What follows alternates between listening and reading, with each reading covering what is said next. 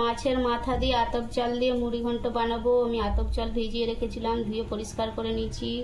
মাছের মাথা আছে, আমি মাছের মাথাগুলোকে ভেজে নেব। আমি তেজপাতা দিয়ে দিলাম, এর মধ্যে দিয়ে দেবো আমি রসুন। ভালো করে ভেজে নেব রসুনটা মাছের মধ্যে।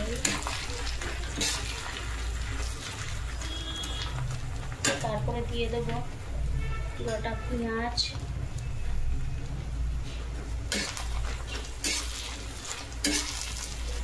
ভালো করে ভাজতে দেবো এগুলোকে।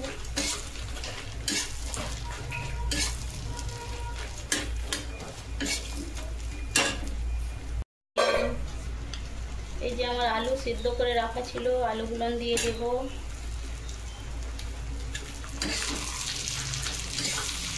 হালকা ভাজা ভাজা হয়ে যাবে।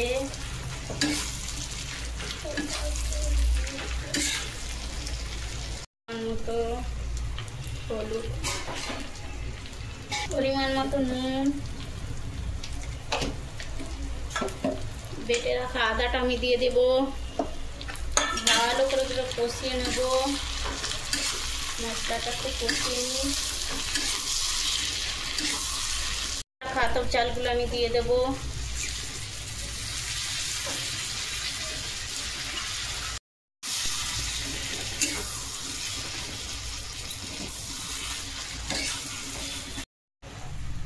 এই যে দেখো বন্ধুরা, আমার মাছের মাথা দিয়ে আতপ চাল দিয়ে মুড়ি ঘন্ট রেডি। এটাকে আমি এবার নামিয়ে নেব। বন্ধুরা, আতপ চাল দিয়ে মাছের মাথা দিয়ে মুড়ি ঘন্ট রেডি হয়ে গেছে। আপনারাও বাড়িতে বানিয়ে খান।